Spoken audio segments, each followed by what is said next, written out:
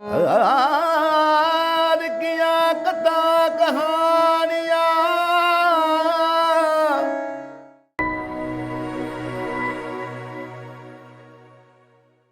ਤਿਲਕ ਜਨੂ ਰਾਖਾ ਪ੍ਰਭ ਤਾਕਾ, ਕੀਨੋ ਵੱਡੋ ਕਲੂ ਮਹਿ ਸਾਕਾ।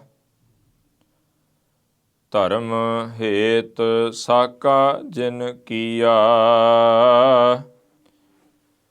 ਸੀਸ ਦੀਆ ਪਰ ਸਿਰਰ ਨਾ ਦੀਆ।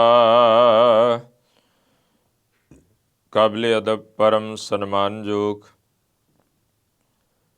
ਛਤਰ ਚਵਰ ਤਖਤ ਦੇ ਮਾਲਕ ਸਾਹਿਬ ਸਤਿਗੁਰੂ ਧੰਨ ਸ੍ਰੀ ਗੁਰੂ ਗ੍ਰੰਥ ਸਾਹਿਬ ਮਹਾਰਾਜ ਦੀ ਮਹਾਨ ਬਖਸ਼ਿਸ਼ ਸਦਕਾ ਅੱਜ ਆਪਾਂ ਨੌਵੇਂ ਗੁਰਦੇਵ ਧੰਨ ਗੁਰੂ ਤੇਗ ਬਹਾਦਰ ਸਾਹਿਬ ਮਹਾਰਾਜ ਔਰ ਉਹਨਾਂ ਦੇ ਨਾਲ ਭਾਈ ਸਾਹਿਬ ਭਾਈ ਮਤੀ ਦਾਸ ਜੀ, ਭਾਈ ਸਾਹਿਬ ਭਾਈ ਸਤੀ ਦਾਸ ਜੀ, ਭਾਈ ਸਾਹਿਬ ਭਾਈ ਦਿਆਲਾ ਜੀ, ਉਹਨਾਂ ਮਹਾਨ ਸ਼ਹਾਦਤਾਂ ਦਾ ਇਤਿਹਾਸ ਸਾਂਝਾ ਕਰਾਂਗੇ।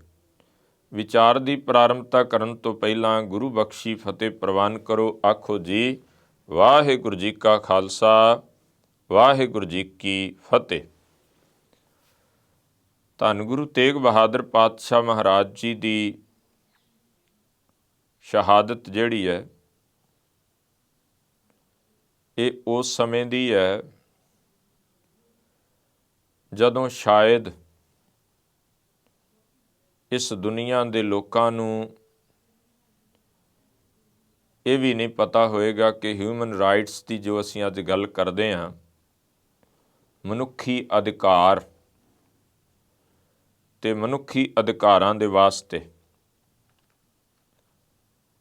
ਔਰ ਅੱਜ ਪੂਰੇ ਵਰਲਡ ਦੇ ਵਿੱਚ ਹਿਊਮਨ ਰਾਈਟਸ ਡੇ ਜਿਹੜਾ ਹੈ ਉਹ ਮਨਾਇਆ ਜਾਂਦਾ ਹੈ। ਪਰ ਜੇ ਕਿਤੇ ਉਹਨਾਂ ਲੋਕਾਂ ਨੂੰ, ਉਸ ਬਾਡੀ ਨੂੰ ਜਿਨ੍ਹਾਂ ਨੇ ਇਹੋ ਜਿਹੇ ਦਿਨ ਨਿਸ਼ਚਿਤ ਕੀਤੇ ਹੈ, ਉਹਨਾਂ ਤੱਕ ਇਹ ਬਾਤ ਜੇ ਕਿਤੇ ਉਹ ਚੰਗੇ ਤਰੀਕੇ ਨਾਲ ਇਸ ਇਤਿਹਾਸ ਨੂੰ ਪੜ੍ਹ ਲੈਣ ਜਾਂ ਉਹਨਾਂ ਤੱਕ ਇਹ ਇਤਿਹਾਸ ਜਾਵੇ ਵੇ ਗੁਰੂ ਤੇਗ ਬਹਾਦਰ ਸਾਹਿਬ ਮਹਾਰਾਜ ਜੀ ਦੀ ਜੋ ਸ਼ਹਾਦਤ ਹੈ ਉਹ ਕਿਸ ਵਾਸਤੇ ਹੋਈ ਹੈ, ਤਾਂ ਇਹ 100% 100% ਹੈ ਕਿ ਜੇ ਉਹ ਲੋਕ ਕਿਸੇ ਪੱਖਪਾਤ ਤੋਂ ਬਿਨਾਂ ਕਿਸੇ ਪਾਰਸ਼ੈਲਿਟੀ ਤੋਂ, ਬਿਨਾਂ ਕਿਸੇ ਵਿਤਕਰੇ ਤੋਂ ਇਮਾਨਦਾਰੀ ਦੇ ਨਾਲ ਸੋਚਣਗੇ ਤੇ ਉਹਨਾਂ ਨੂੰ ਇਹ ਸਮਝ ਆਏਗੀ ਵੀ ਅਸਲ ਵਿੱਚ ਹਿਊਮਨ ਰਾਈਟਸ ਦੇ ਜੋ ਅਸਲ ਰਾਖੇ ਨੇ ਉਹ ਧੰਨ ਗੁਰੂ ਤੇਗ ਬਹਾਦਰ ਪਾਤਸ਼ਾਹ ਮਹਾਰਾਜ ਨੇ। ਮੈਂ ਕੇਵਲ ਉੱਥੋਂ ਹੀ ਬਾਤ ਸ਼ੁਰੂ ਕਰਾਂ। ਔਰੰਗਜ਼ੇਬ ਤਖਤ ਤੇ ਹੈ, ਉਹਨੇ ਆਖਿਆ ਕਿ ਮੈਨੂੰ ਦਾਰੁਲ ਹਰਬ ਨਹੀਂ ਦਾਰੁਲ ਇਸਲਾਮ ਚਾਹੀਦਾ। ਦਾਰੁਲ ਇਸਲਾਮ ਭਾਵ ਕਿ ਮੈਨੂੰ ਹੁਣ ਕੋਈ ਦੂਸਰਾ ਬੰਦਾ ਨਜ਼ਰ ਨਹੀਂ ਆਉਣਾ ਚਾਹੀਦਾ। ਇਹਦੇ ਵਾਸਤੇ ਉਹਨੇ ਜੋ ਆਪਣੇ ਵੱਲੋਂ ਪਾਲਿਸੀਆਂ ਲਾਗੂ ਕੀਤੀਆਂ ਉਹ ਇਹ ਹੈ ਕਿ ਕਿਸੇ ਨੂੰ ਲਾਲਚ ਦਿਓ, ਡਰਾਵੋ, ਧਮਕਾਵੋ, ਇਹਨਾਂ ਚੀਜ਼ਾਂ ਦੇ ਨਾਲ ਉਹਨਾਂ ਸਾਰੇ ਦੇ ਸਾਰੇ ਲੋਕਾਂ ਨੂੰ ਇਸਲਾਮ ਦੇ ਵਿੱਚ ਲੈ ਕੇ ਆਉਣਾ। ਉਹਦੇ ਲਈ ਕਿਉਂਕਿ ਹਿੰਦੂ ਧਰਮ ਬੜੀ ਵੱਡੀ ਗਿਣਤੀ ਵਿੱਚ ਸੀ,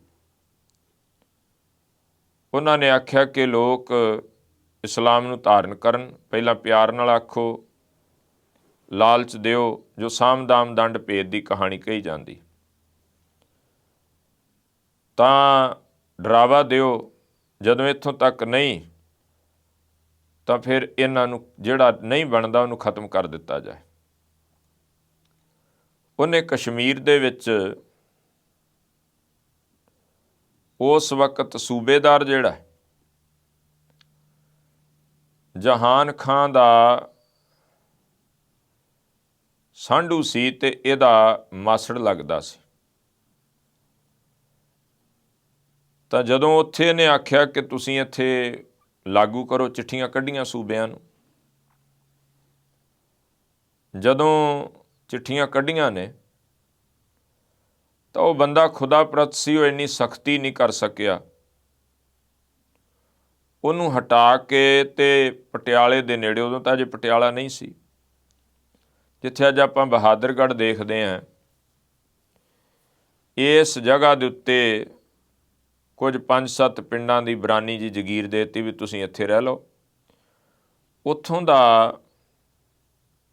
ਸੂਬੇਦਾਰ ਜਿਹੜਾ ਆ ਉਹ ਸ਼ੇਰ ਅਫਗਾਨ ਨੂੰ ਬਣਾਇਆ ਗਿਆ। ਔਰ ਜਦੋਂ ਉਹਨੂੰ ਉੱਥੇ ਸੂਬੇਦਾਰ ਥਾਪਿਆ, ਉਹਨੇ ਨਾ ਕੁਝ ਆਗੂ ਜਿਹੜੇ ਹਿੰਦੂ ਧਰਮ ਦੇ, ਉਹਨਾਂ ਪੰਡਤ ਲੋਕਾਂ ਦੇ, ਪੜ੍ਹੇ ਲਿਖਿਆਂ ਦੇ ਆਗੂ ਸਨ, ਉਹਨਾਂ ਨੂੰ ਬੁਲਾਇਆ। ਕਹਿੰਦਾ ਵੀ ਮੇਰੇ ਕੋਲੇ ਚਿੱਠੀ ਪਹੁੰਚ ਚੁੱਕੀ ਹੈ ਬਾਦਸ਼ਾਹ ਔਰੰਗਜ਼ੇਬ ਦੀ, ਤੇ ਆਹ ਹੁਕਮ ਆ,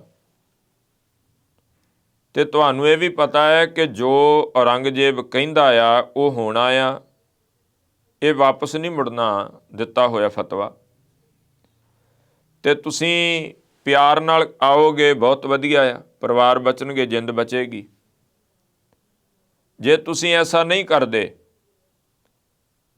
ਤੁਹਾਨੂੰ ਜੇ ਆ ਜਾਓਗੇ ਫਿਰ ਲਾਲਚ ਵੀ ਨਾਲ ਤੁਹਾਨੂੰ ਆਹ ਮਿਲੇਗਾ ਮਿਲੇਗਾ, ਨਹੀਂ ਆਉਂਦੇ ਤਾਂ ਤੁਸੀਂ ਜਿੰਨੇ ਵੀ ਨਹੀਂ ਆਓਗੇ ਮਾਰੇ ਜਾਓਗੇ, ਹੋਰ ਕੋਈ ਤੁਹਾਡੇ ਵਾਸਤੇ ਰਸਤਾ ਨਹੀਂ ਹੈ। ਉਹਨਾਂ ਆਖਿਆ ਜੀ ਸਾਨੂੰ 6 ਮਹੀਨੇ ਦਾ ਟਾਈਮ ਦਿਓ, ਅਸੀਂ ਸਾਡੀ ਜਿੱਥੇ ਵੀ ਕਿਤੇ ਕੋ ਪਹੁੰਚ ਅਪਰੋਚ ਹੈ ਲੜਾ ਸਕੀਏ, ਉਹਦੇ ਤੋਂ ਬਾਅਦ ਤੁਹਾਨੂੰ ਕਹਿਣ ਦੀ ਲੋੜ ਨਹੀਂ ਪੈਗੀ, ਅਸੀਂ ਆਪਣੇ ਆਪ ਦੀਨ ਇਸਲਾਮ ਕਬੂਲ ਕਰ ਲਵਾਂਗੇ ਤੇ ਸਾਡੇ ਮਗਰ ਸਾਰੇ ਕਰਨਗੇ। ਉਹ ਕਹਿੰਦੇ ਠੀਕ ਹੈ, ਤੁਸੀਂ ਵੇਖ ਲਓ। ਉਹ 6 ਮਹੀਨਿਆਂ ਵਿੱਚ ਜਾ ਕੇ ਉਹਨਾਂ ਨੇ ਬੜੀਆਂ ਥਾਵਾਂ 'ਤੇ ਆਪਣੇ ਵੱਲੋਂ ਨੱਕ ਗੋਡਾ ਰਗੜਿਆ, ਆਪਣੇ ਜੋ ਦਿਵਾਲਿਆ ਦੇਵੀ ਦੇਵ ਸਭ ਰਾਧੇ, ਨਹੀਂ ਬਾਂਹ ਪਕੜੀ ਕਿਸੇ ਨੇ। ਉਸ ਵਕਤ ਹਿੰਦੂ ਰਾਜੇ ਵੀ ਸਨ, ਜਾਂ ਉਹ ਹਕੂਮਤ ਵਿੱਚ ਕੰਮ ਕਰਨ ਵਾਲੇ ਅਹੁਦੇਦਾਰ ਵੀ ਸਨ, ਉਹਨਾਂ ਕੋਲੇ ਵੀ ਗਏ ਵੀ ਤੁਹਾਡੀ ਭਾਈ ਪਹੁੰਚਿਆ। ਉਹ ਸਾਰੇ ਕਹਿੰਦੇ ਦੱਸੋ ਜੀ ਕੰਮ ਕੀ ਹੈ? ਕਹਿੰਦੇ ਜੀ ਕੰਮ ਆ, ਕਿਹਦੇ ਨਾਲ ਹੈ? ਔਰੰਗਜ਼ੇਬ ਨਾਲ। ਕਹਿੰਦੇ ਜੀ ਨਹੀਂ ਫਿਰ ਨਹੀਂ ਹੋ ਸਕਦਾ। ਜਦੋਂ ਔਰੰਗਜ਼ੇਬ ਦਾ ਨਾਮ ਸੁਣਦੇ ਉਦੋਂ ਹਰ ਕੋਈ ਉਹਨਾਂ ਤੋਂ ਹੱਥ ਛੁਡਾ ਜਾਂਦਾ।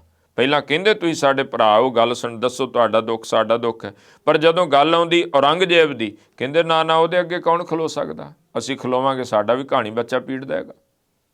ਜਦੋਂ ਕਿਤੇ ਨਾ ਸੁਣੀ ਗਈ, ਫਿਰ ਇਹ ਲੋਕ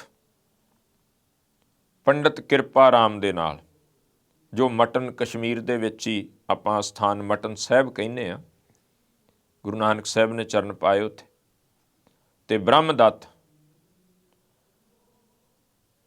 ਜਿਹਨੂੰ ਗੁਰੂ ਨਾਨਕ ਪਾਤਸ਼ਾਹ ਨੇ ਸਮਝਾਇਆ ਕਿ ਪੜ੍ਹ ਪੜ੍ਹ ਗੱਡੀ ਲੱਦੀ ਹੈ, ਪੜ੍ਹ ਪੜ੍ਹ ਭਰੀਏ ਸਾਥ, ਉਸ ਬ੍ਰਹਮਦੱਤ ਨੂੰ ਜਿੱਥੇ ਮਹਾਰਾਜ ਨੇ ਉਪਦੇਸ਼ ਦਿੱਤਾ, ਉਹਦਾ ਪੁੱਤਰ ਹੋਇਆ ਨਰਾਇਣ ਦਾਸ, ਅੱਗੋਂ ਅੜੂ ਰਾਮ, ਅੱਗੋਂ ਕਿਰਪਾ ਰਾਮ, ਤੇ ਬ੍ਰਹਮਦੱਤ ਦਾ ਪਿਤਾ ਸੀ ਠਾਕੁਰ ਦਾਸ, ਉਹਦੀ ਬੰਸਿਆ। ਹੁਣ ਜਦੋਂ ਜਿਸ ਵੇਲੇ ਕਿਰਪਾ ਰਾਮ ਨੂੰ ਗੱਲ ਦਾ ਉਹਨਾਂ ਨੇ ਗੱਲ ਕੀਤੀ, ਉਹ ਕਹਿੰਦਾ ਵੀ ਜੇ ਆਪਣੀ ਕਿਤੇ ਨਹੀਂ ਨਾ ਸੁਣਾਈ ਹੋਈ, ਫਿਰ ਇੱਕੋ ਹੀ ਦਾਰਿਆ ਉੱਥੇ ਚੱਲੀਏ। ਆ ਗਏ ਅਨੰਦਪੁਰ ਸਾਹਿਬ, ਔਰ ਇਹ ਬਚਨ ਲਿਖਿਆ, ਦੁਖੀ ਵਿਪਰ ਚੱਲ ਕਰ ਪਹੁੰਚੇ ਪੁਰੀ ਆਨੰਦ, ਬਾਂਹ ਅਸਾਡੀ ਪਕੜੀਏ ਸ੍ਰੀ ਹਰਗੋਬਿੰਦ ਕੇ ਚੰਦ। ਵੀ ਸਾਡੀ ਬਾਂਹ ਫੜੋ ਮਹਾਰਾਜ, ਤੁਹਾਡੇ ਚਰਨਾਂ 'ਚ ਅਸੀਂ ਬੇਨਤੀ ਕਰਦੇ ਹਾਂ। ਤੇ ਮਹਾਰਾਜ ਸੱਚੇ ਪਾਤਸ਼ਾਹ ਧੰਨ ਗੁਰੂ ਤੇਗ ਬਹਾਦਰ ਸਾਹਿਬ ਜੀ ਨੇ ਉਹਨਾਂ ਨੂੰ ਭਰੋਸਾ ਦਿੱਤਾ, ਬਾਂਹ ਪਕੜੀ। ਬਿਲਕੁਲ ਸੰਖੇਪ ਵਿੱਚ ਕਵਾਂ ਵੀ ਜਾਓ, ਜਾ ਕੇ ਔਰੰਗਜ਼ੇਬ ਨੂੰ ਕਹਿ ਦਿਓ ਜੋ ਮੈਨੂੰ ਇਸਲਾਮ ਵਿੱਚ ਲੈ ਆਉਣ ਤੇ ਤੁਸੀਂ ਆਪੇ ਇਸਲਾਮ ਕਬੂਲ ਕਰ ਲਓਗੇ। ਕਿਰਪਾ ਰਾਮ ਕਹਿੰਦਾ ਚਲੋ ਚੱਲੀਏ। ਉਹ ਨਾਲ ਦੇ ਕਹਿੰਦੇ ਵੀ ਹੈ ਵੀ ਕੱਲ੍ਹ ਨੂੰ ਉੱਥੇ ਜਾ ਕੇ ਇਹ ਬਦਲ ਜਾਣ, ਭਲਾ ਆਪਾਂ ਸਾਰੇ ਹੀ ਫਿਰ। ਉਹ ਆਂਦਾ ਨਹੀਂ, ਇਹ ਗੁਰੂ ਨਾਨਕ ਦਾ ਘਰ ਹੈ, ਇਹ ਜੋ ਰਸਨਾ ਤੋਂ ਇੱਕ ਵਾਰ ਕਹਿ ਦੇਣ ਉਹਦੇ ਤੋਂ ਕਦੇ ਪਿਛਾਂਹ ਨਹੀਂ ਹਟ ਸਕਦੇ। ਸੂਰਬੀਰ ਬਚਨ ਕੇ ਬਲੀ, ਭਰੋਸਾ ਕੀਤਾ। ਨਾਲੇ ਉਹਦਾ 4 ਪੀੜ੍ਹੀਆਂ ਤੋਂ ਇਸ ਘਰ ਨਾਲ ਸਾਂਝ ਸੀ, ਵਾਹ ਸੀ। ਉਹਨਾਂ ਔਰੰਗਜ਼ੇਬ ਨੂੰ ਕਹਿ, ਔਰੰਗਜ਼ੇਬ ਬੜਾ ਖੁਸ਼ ਹੈ, ਉਹ ਕਹਿੰਦਾ ਤੇ ਕੰਮ ਹੀ ਸੌਖਾ, ਇੱਕ ਇਹਨਾਂ ਨੂੰ ਬਣਾਓ, ਬਾਕੀ ਸਾਰੇ ਆਪੇ ਬਣ ਜਾਣਗੇ। ਮਹਾਰਾਜ ਜੀ ਨੂੰ ਦਿੱਲੀ ਬੁਲਾਇਆ। ਸਤਿਗੁਰੂ ਪਾਤਸ਼ਾਹ ਜਦੋਂ ਇਹਦੀ ਆਏ, ਮਹਾਰਾਜ ਕਹਿੰਦੇ ਸੀ ਆਪ ਪਹੁੰਚਾਂਗੇ। ਫਿਰ ਮਹਾਰਾਜ ਅਨੰਦਪੁਰ ਸਾਹਿਬ ਤੋਂ ਚੱਲੇ, ਨਾਲ ਉਹਨਾਂ ਦੇ ਕੁਝ ਸਿੰਘ, ਜਿਨ੍ਹਾਂ ਵਿੱਚ ਭਾਈ ਸਾਹਿਬ ਭਾਈ ਮਤੀ ਦਾਸ, ਭਾਈ ਸਤੀ ਦਾਸ ਦੋਨੋਂ ਭਰਾ ਨੇ, ਭਾਈ ਸਾਹਿਬ ਭਾਈ ਦਿਆਲਾ ਜੀ, ਹੋਰ ਗੁਰੂ ਕੇ ਪਿਆਰੇ ਚੱਲੇ ਨੇ। ਆਪਣੇ ਸਪੁੱਤਰ ਨੂੰ ਪਿਆਰ ਕੀਤਾ, ਮਾਤਾ ਨਾਨਕੀ ਜੀ ਦੀ ਅਸੀਸ ਲਈ, ਮਾਤਾ ਗੁਜਰੀ ਜੀ ਨੂੰ ਮਿਲੇ, ਔਰ ਚੱਲ ਕੇ ਉਹਨਾਂ ਨੇ ਫਿਰ ਜਿਹੜਾ ਚੁਮਾਸਾ ਹੈ ਨਾ, 4 ਮਹੀਨੇ, ਉਹਦੇ ਵਿੱਚ ਜਦੋਂ ਅਸੀਂ ਸਾਉਣ ਭਾਦਰੋਂ ਦੀ ਗੱਲ ਕਰਦੇ, ਇਹ ਅੱਧ ਕੱਤਕ ਤੋਂ ਲੈ ਕੇ ਸਾਉਣ ਭਾਦਰੋਂ, ਅੱਸੂ ਤੇ ਅੱਧ ਕੱਤਕ ਤੱਕ ਚਲਾ ਜਾਂਦਾ, ਅੱਧ ਹਾੜ ਤੋਂ ਸ਼ੁਰੂ ਹੋ ਕੇ 4 ਮਹੀਨੇ ਉਹਨੂੰ ਚੁਮਾਸਾ ਕਹਿੰਦੇ। ਮੀਂਹ ਪੈਂਦੇ, ਗਰਮੀ ਹੁੰਦੀ, ਸਫ਼ਰ ਰੁਕ ਜਾਂਦੇ। ਮਹਾਰਾਜ ਫਿਰ ਸੈਫ ਖਾਨ ਕੋਲੇ, ਜਿਹੜਾ ਪਹਿਲਾਂ ਕਸ਼ਮੀਰ ਦਾ ਸੂਬੇਦਾਰ ਰਿਹਾ ਸੀ, ਮਾਸੜ ਸੀ ਔਰੰਗਜ਼ੇਬ ਦਾ, ਹੁਣ ਉਹ ਸੈਫਾਬਾਦ, ਜਿਹਨੂੰ ਬਹਾਦਰਗੜ੍ਹ ਕਹਿੰਦੇ, ਉੱਥੇ ਰਹਿੰਦਾ ਸੀ, ਉਹਦੇ ਕੋਲੇ ਚੁਮਾਸਾ ਕੱਟਿਆ। ਤੇ ਮਹਾਰਾਜ ਸੱਚੇ ਪਾਤਸ਼ਾਹ ਇੱਕ ਆਜੜੀ ਦੇ ਰਾਹੀਂ ਆਗਰੇ ਦੀ ਧਰਤੀ ਤੋਂ ਗ੍ਰਿਫਤਾਰੀ ਦਿੱਤੀ ਹੈ। ਤੇ ਜਦੋਂ ਦਿੱਲੀ ਪਹੁੰਚੇ ਆ, ਔਰੰਗਜ਼ੇਬ ਨਾਲ ਮਿਲਾਪ ਹੋਇਆ। ਉਹਨੇ ਪਹਿਲੀ ਮਿਲਣੀ ਵਿੱਚ ਬੜਾ ਮਿੱਠਾ ਪਿਆਰਾ ਹੋ ਕੇ ਮਿਲਿਆ। ਵੇਖੋ ਜੀ, 2 ਹੀ ਇਸ ਵਕਤ ਪਦਵੀਆਂ ਨੇ, ਇੱਕ ਦੁਨਿਆਵੀ ਬਾਦਸ਼ਾਹ ਤਖਤ ਤੇ ਮੈਂ ਬੈਠਾ, ਤੇ ਧਰਮੀ ਜਿਹੜੀ ਪਦਵੀ ਹੈ ਉਹਦੇ ਉੱਤੇ ਤੁਸੀਂ ਬੈਠੋਗੇ, ਤੁਹਾਨੂੰ ਕੁੱਲ ਆਲਮ ਜਿਹੜਾ ਹੈ, ਸਾਰੀ ਪ੍ਰਜਾ ਸੀਸ ਨਵਾਏਗੀ, ਪੂਜੇਗੀ, ਮੰਨੇਗੀ, ਤੁਸੀਂ ਇਸਲਾਮ ਕਬੂਲ ਕਰ ਲਓ। ਨਾਲੇ ਤੁਸੀਂ ਕਿਹੜਾ ਬੁੱਤ ਪ੍ਰਸਤ ਹੋ, ਉਹ ਤਾਂ ਬੁੱਤ ਪ੍ਰਸਤ ਨੇ। ਮਹਾਰਾਜ ਕਹਿੰਦੇ ਮੈਂ ਬੁੱਤ ਪ੍ਰਸਤ ਨਹੀਂ, ਬੁੱਤਾਂ ਨੂੰ ਮੰਨਣ ਵਾਲਾ ਨਹੀਂ, ਲੇਕਿਨ ਬੁੱਤ ਸ਼ਿਕਨ ਵੀ ਨਹੀਂ ਹੈ। ਔਰ ਰਹੀ ਗੱਲ ਪੂਜਣ ਦੀ, ਕਹਿੰਦੇ ਸਾਨੂੰ ਇਹੋ ਜਿਹੀ ਕੋਈ ਲਾਲਸਾ ਨਹੀਂ ਹੈ, ਕੋਈ ਸਾਡੇ ਪੈਰਾਂ ਨੂੰ ਹੱਥ ਲਾਵੇ, ਸਾਨੂੰ ਕੋਈ ਮੱਥਾ ਟੇਕੇ। ਕਹਿੰਦਾ ਜੀ ਜੇ ਤੁਸੀਂ ਨਾ ਮੰਨੋਗੇ, ਮੈਂ ਤਾਂ ਇਹ ਕਰਨਾ ਹੀ ਕਰਨਾ ਹੈ, ਔਰ ਇਹ ਹੋਣਾ ਵੀ ਹੈ। ਕੀ ਕਰਨਾ ਹੈ? ਕਹਿੰਦਾ ਮੈਂ 2 ਤੋਂ 1 ਕਰ ਦੇਣੇ ਆ, ਭਾਵ ਕਿ ਜੋ ਹਿੰਦੂ ਤੇ ਇਸਲਾਮ ਜਿਹੜਾ ਆ 2 ਹੈ, ਮੈਂ ਹਿੰਦੂ ਨਹੀਂ ਛੱਡਣੇ, ਇੱਕੋ ਕਰ ਦੇਣਾ। ਮਹਾਰਾਜ ਕਹਿੰਦੇ ਤਾਂ ਮਨੁੱਖ ਤਾਂ ਚਾਹੁੰਦਾ ਵੀ ਮੈਂ ਆਹ ਕਰਨਾ, ਪਰ ਰੱਬ ਨੂੰ ਕੀ ਮਨਜ਼ੂਰ ਹੈ? ਉੱਥੇ ਸਤਿਗੁਰਾਂ ਨੇ ਇਹ ਵਿਖਾਇਆ ਵੀ ਤੂੰ 2 ਕਰਨਾ, ਉਹ ਤਾਂ 2 ਤੋਂ 3 ਕਰਨਾ ਲੋੜਦਾ। ਔਰ ਮਹਾਰਾਜ ਦਾ ਸ਼ਲੋਕ ਵੀ ਆਪ ਪੜ੍ਹਦੇ ਹਾਂ, ਨਰ ਚਾਹਤ ਕਛ ਔਰੈ ਕੀ ਔਰੈ ਭਈ, ਚਿਤਵਤ ਰਹਿਓ ਠਗੌਰ, ਨਾਨਕ ਫਾਸੀ ਗਲ ਪਰੀ। ਕਹਿੰਦਾ ਜੀ ਜੇ ਤੁਸੀਂ ਨਾ ਮੰਨੋਗੇ, ਦੀਨੇ ਇਸਲਾਮ ਕਬੂਲ ਕਰ ਲਓ, ਨਹੀਂ ਮੰਨੋਗੇ ਤਾਂ ਤੁਹਾਨੂੰ ਖਤਮ ਕਰ ਦਿੱਤਾ ਜਾਏਗਾ। ਮਹਾਰਾਜ ਕਹਿੰਦੇ ਕੋਈ ਪਰਵਾਹ ਨਹੀਂ ਹੈ। ਸਤਿਗੁਰਾਂ ਨੂੰ ਉਸ ਜਿਹਨੂੰ ਭੂਤ ਹਵੇਲੀ ਕਹਿੰਦੇ ਸਨ, ਉੱਥੇ ਵੀ ਰੱਖਿਆ ਗਿਆ, ਡਰਾਵਾ ਧਮਕਾਵਾ ਬੜਾ ਕੁਝ ਕੀਤਾ, ਪਿੰਜਰੇ ਵਿੱਚ ਪਾ ਕੇ ਰੱਖਿਆ ਗਿਆ, ਤਸੀਹੇ ਦਿੱਤੇ ਗਏ।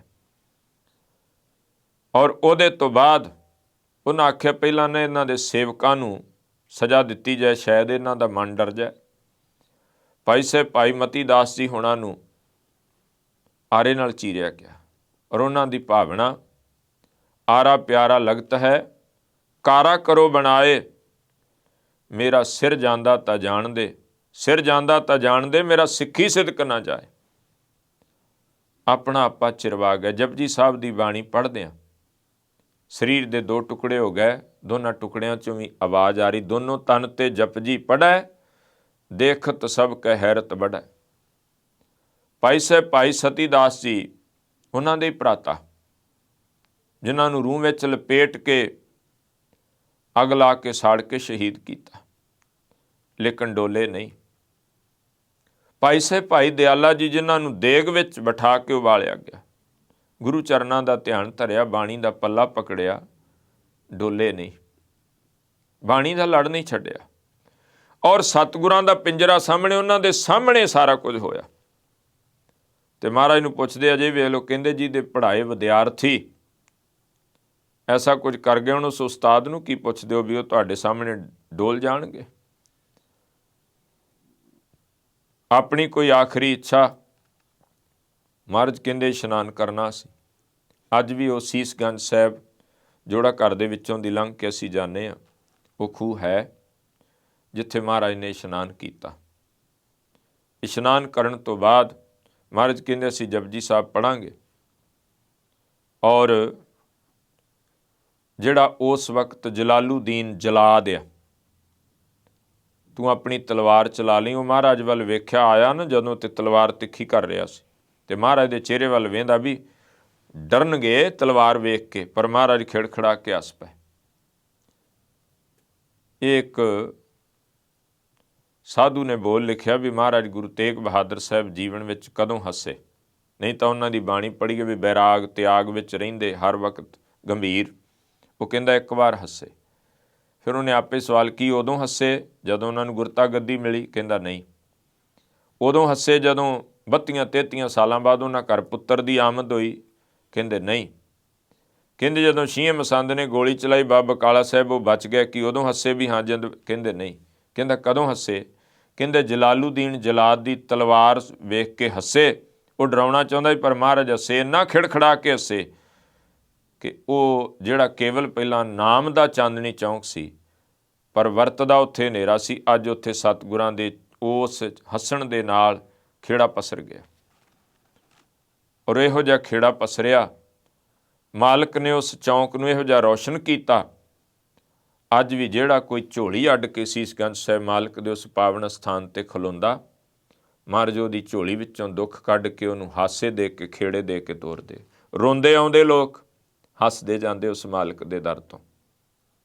ਉਹ ਮਾਲਕ ਨੇ ਸੱਚ ਦਾ ਦੀਵਾ ਬਾਲਿਆ ਜੋ ਜੋਤ ਜਗ ਰਹੀ ਹੈ। ਜਦੋਂ ਨੇ ਆਖਿਆ, ਕਹਿੰਦਾ ਜੀ ਤੁਸੀਂ ਹੱਸ ਰਹੇ ਹੋ, ਮੈਂ ਜਲਾਦ ਹਾਂ ਖਾਨਦਾਨੀ, ਮੇਰਾ ਹੱਥ ਹੁੱਥ ਨਹੀਂ ਡੋਲਦਾ, ਮੈਂ ਡਰਦਾ ਨਹੀਂ, ਮੈਂ ਪ੍ਰਹਾਰ ਕਰਨਾ, ਤੁਹਾਡਾ ਸੀਸ ਵੱਖਰਾ ਕਰ ਦੇਣਾ।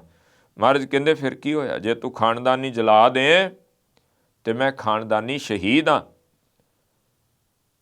ਮੇਰੇ ਵੀ ਦਾਦੇ ਧੰਨ ਗੁਰੂ ਅਰਜਨ ਦੇਵ ਪਾਤਸ਼ਾਹ ਨੇ ਸ਼ਹਾਦਤ ਦਿੱਤੀ ਹੈ। ਮੇਰੇ ਪਿਤਾ ਨੇ 4 ਜੰਗਾਂ ਲੜੀਆਂ, ਤੁਹਾਡੇ ਇਹਨਾਂ ਲੋਕਾਂ ਦੇ ਨਾਲ ਮੈਂ ਤਲਵਾਰਾਂ ਚੱਲਦੀਆਂ ਵੇਖੀਆਂ, ਤਲਵਾਰ ਵਾਹੀ ਵੀ ਹੈ, ਤੇਗ ਵਾਹੀ ਵੀ ਹੈ। ਤੇ ਕਹਿੰਦੇ ਫਿਰ ਆਉਣ ਵਾਲੇ ਸਮੇਂ ਵਿੱਚ ਵੇਖੀ ਜਿਹੜੀ ਤੇਗ ਚੱਲਣੀ ਹੈ ਨਾ, ਮੇਰੇ ਪੁੱਤਰ ਨੇ ਵਾਹੁਣੀ ਹੈ। ਆਹ ਜਿਹੜੇ ਤੇਰੇ ਤੁਰੇ ਫਿਰਦੇ ਆ ਤਲਵਾਰਾਂ ਵਾਲੇ, ਇਹਨਾਂ ਸਭ ਦੀਆਂ ਤੇਗਾਂ ਖੋਹ ਲੈਣੀਆਂ। ਉਹ ਬੋਲ ਲਿਖਿਆ, ਮੈਂ ਹਾਂ ਤੇਗ ਤੇ ਕੱਢ ਲੈ ਤੇਗ ਤੂੰ ਵੀ, ਪਰਖ ਲੈ 1-2 ਨਹੀਂ ਭਾਵੇਂ 100 ਤੇਗਾਂ। ਮੈਨੂੰ ਲਕਬ ਹੈ ਤੇਗ ਬਹਾਦਰੀ ਦਾ, ਮੇਰੇ ਸਾਹਵੇਂ ਨਾ ਸਕਦੀਆਂ ਹੋ ਤੇਗਾਂ। ਮੈਂ ਜੰਮਦਿਆਂ ਤੇਗਾਂ ਦੀ ਸ਼ਾਮ ਆਣੀ, ਵੇਖ ਬਾਪੂ ਦੀਆਂ ਪਹਿਨੀਆਂ 2 ਤੇਗਾਂ। ਮੇਰੇ ਪਿਤਾ ਦੀ ਅਣਖ ਬਹਾਦਰੀ ਤੇ ਪਰਖਦਾ ਰਿਹਾ ਏ ਤੇਰਾ ਪਿਓ ਤੇਗਾਂ। ਕਹਿੰਦੇ ਹੁਣ ਆਉਣ ਵਾਲੇ ਸਮੇਂ ਅੰਦਰ ਮੇਰੇ ਪੁੱਤਰ ਨੇ ਵਾਹੁਣੀਆਂ ਉਹ ਤੇਗਾਂ, ਉਹਦੀ ਤੇਗ ਵਿੱਚੋਂ ਜਿਹੜੀ ਤੇਗ ਨਿਕਲੂ, ਉਹਦੀਆਂ ਲਏਗੀ ਲੱਖਾਂ ਖੋਹ ਤੇਗਾਂ। ਉਹਦੀ ਤੇਗ ਵਿੱਚੋਂ ਜਿਹੜੀ ਤੇਗ ਨਿਕਲੂ, ਤੇਰੀਆਂ ਲਏਗੀ ਲੱਖਾਂ ਖੋਹ ਤੇਗਾਂ। ਮਹਾਰਾਜ ਕਹਿੰਦੇ ਮੇਰੇ ਪੁੱਤਰ ਨੇ ਜਿਹੜੀ ਤੇਗ ਵਾਹੁਣੀ ਹੈ, ਤੁਹਾਡੀਆਂ ਸਭ ਤੇਗਾਂ ਖੋਹੀਆਂ ਜਾਣਗੀਆਂ। ਸਤਿਗੁਰੂ ਗੁਰੂ ਤੇਗ ਬਹਾਦਰ ਸਾਹਿਬ ਜੀ ਨੇ ਜਪਜੀ ਸਾਹਿਬ ਦਾ ਜਾਪ ਕੀਤਾ 1675 ਈਸਵੀ ਸਨ, ਔਰ ਸ਼ਾਮਾਂ ਪੈ ਰਹੀਆਂ ਸਨ। ਬਹੁਤ ਲੋਕ ਇਕੱਠੇ ਕੀਤੇ ਗਏ ਚਾਂਦਨੀ ਚੌਂਕ ਵਿੱਚ, ਔਰ ਉਸ ਜਗ੍ਹਾ ਦੇ ਉੱਤੇ ਮਹਾਰਾਜ ਨੇ ਜਦੋਂ ਇਹ ਬਚਨ ਪੜ੍ਹਿਆ, ਜਿਨੀ ਨਾਮ ਧਿਆਇਆ ਗਏ ਮਸਕਤ ਕਾਲ, ਨਾਨਕ ਤੇ ਮੁਖ ਉਜਲੇ ਕੀਤੀ ਛੁੱਟੀ ਨਾਲ। ਉਹਨੇ ਤੇਗ ਚਲਾਈ ਜਲਾਲੂਦੀਨ ਨੇ, ਤੇ ਮਹਾਰਾਜ ਦਾ ਸੀਸ ਧੜ ਤੋਂ ਵੱਖਰਾ ਹੋ ਗਿਆ, ਸ਼ਹਾਦਤ ਹੋ ਗਈ। ਔਰ ਚੇਤਾ ਰੱਖਿਓ, ਜਿੱਥੋਂ ਬੇਨਤੀ ਕੀਤੀ, ਇਹ ਬਦਕਿਸਮਤੀ ਹੈ ਇਸ ਧਰਤ ਦੀ ਕਿ ਜਿਸ ਦਿੱਲੀ ਵਿੱਚ ਔਰੰਗਜ਼ੇਬ ਬੈਠ ਕੇ ਜ਼ੁਲਮ ਕਰਦਾ ਰਿਹਾ, ਉਹਦੇ ਨਾਂ 'ਤੇ ਤਾਂ ਬਹੁਤ ਕੁਝ ਹੈ, ਲੇਕਿਨ ਜਿਸ ਦਾਤੇ ਨੇ ਇਸ ਦੇਸ਼ ਦੀ ਤਸਮਤ ਨੂੰ ਬਚਾਇਆ, ਉਸ ਮਾਲਕ ਦੇ ਨਾਮ ਦੀ ਬਾਤ। ਔਰ ਇਹ ਚੇਤਾ ਰੱਖਿਓ, ਇਹ ਬੁੱਲੇ ਨੇ ਲਿਖਿਆ, ਕਹਿੰਦਾ ਹੈ ਕਿ ਜਦੋਂ ਅਸੀਂ ਇਹ ਹਿੰਦੁਸਤਾਨ ਨੂੰ ਜਾਂ ਜਲਾਲ ਕਿਲੇ 'ਤੇ ਖਲੋ ਕੇ ਕੁਝ ਸਮਿਆਂ ਦੇ ਉੱਤੇ ਦੇਸ਼ ਦਾ ਜਿਹੜਾ ਵੀ ਹੁਕਮਰਾਨ ਬਣਦਾ ਉਹ ਭਾਸ਼ਣ ਦਿੰਦਾ ਹੈ ਕਿ ਦੇਸ਼ ਫੁੱਲਾਂ ਦਾ ਗੁਲਦਸਤਾ ਹੈ, ਇਹ 'ਚ ਵੱਖ-ਵੱਖ ਧਰਮਾਂ ਦੇ ਲੋਕ ਰਹਿੰਦੇ ਆ। ਉਹ ਬੋਲ ਲਿਖਦਾ ਹੈ, ਉਹ ਕਹਿੰਦਾ ਹੈ ਕਿ ਅੱਖਾਂ ਜੋ ਕੁਝ ਦੇਖ ਰਹੀਆਂ ਨੇ